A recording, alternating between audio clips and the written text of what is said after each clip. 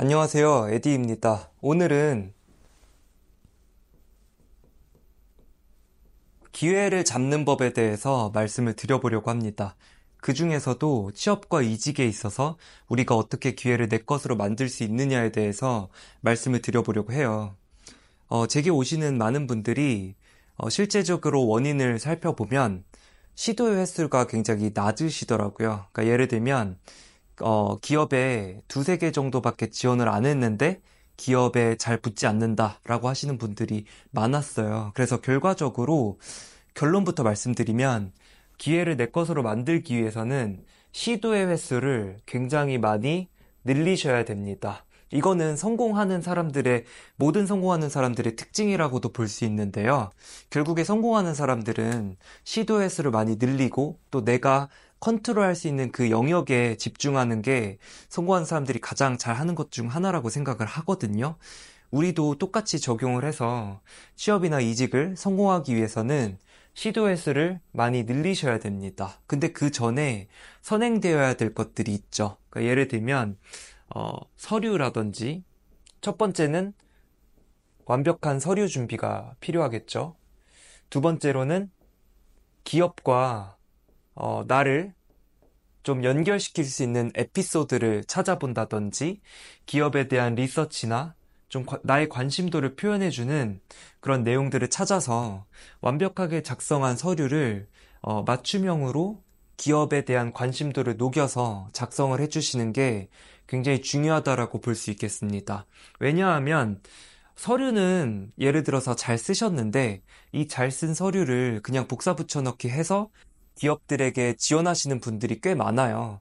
근데 많은 기업들도 지원자의 그런 서류를 그냥 복사 붙여넣기 한 서류를 보기를 원하진 않거든요.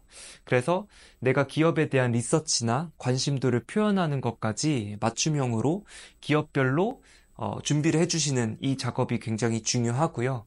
여기서도 끝나는 게 아니라 이것들이 완벽하게 준비가 됐다면 다음으로는 굉장히 많이 시도 횟수를 늘려서 지원을 해보셔야 되는 거죠.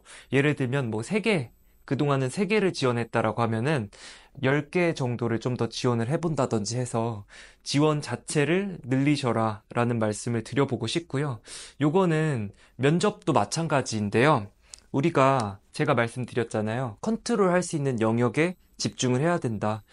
요거나, 그러니까 뭐 서류나 기업에 맞춤형으로 작성을 하는 거나 시도 횟수를 늘리는 거는 다 우리가 컨트롤 할 수 있는 것들이거든요. 결과적으로 우리가 모두 노력을 한다면 이 세 가지는 모두 다 할 수가 있습니다. 근데 우리가 관여할 수 없는 부분이 있잖아요. 예를 들면 내가 어떤 말을 했을 때 50%의 사람들은 나를 좋게 볼 거고 나머지 50%의 사람들은 내 말을 꼬아서 생각할 수 있거든요. 이거는 면접장에서나 서류 평가하는 그 단계에서나 모두 마찬가지로 적용이 될 수 있습니다. 따라서 내가 어떤 면접관을 만나고 또 어떤 서류 평가자를 만나는지는 우리가 사실 관여할 수 없는 영역이잖아요. 결국에 우리가 해볼 수 있는 것들은 요 1번, 2번, 그리고 3번까지 모든 단계들을 최대한 열심히 노력을 해서 시도까지 완벽하게 해보는 거, 그건 우리가 할 수 있는 영역이니까 그것까지는 우리가 한번 시도를 해보고 그 다음에 결과를 기다리는 것이 가장 현명한 자세가 아닐까라는 생각을 해봅니다. 오늘은 그래서 이 기회라는 걸 잡는 법에 대해서 말씀을 드렸어요. 그래서 기회를 잡기 위해서는 시도 횟수를 늘려야 되고 시도 횟수를 늘리기 전에 이런 여러 가지 사전 준비에 필요한 것들을 우리가 완벽하게 준비를 해보고 나서 시도 횟수 늘리고 그 다음에 결과를 기다려보고 나서 판단을 해보자. 그러면서 기회를 잡아보자 라는 말씀을 드리고 싶습니다. 감사합니다.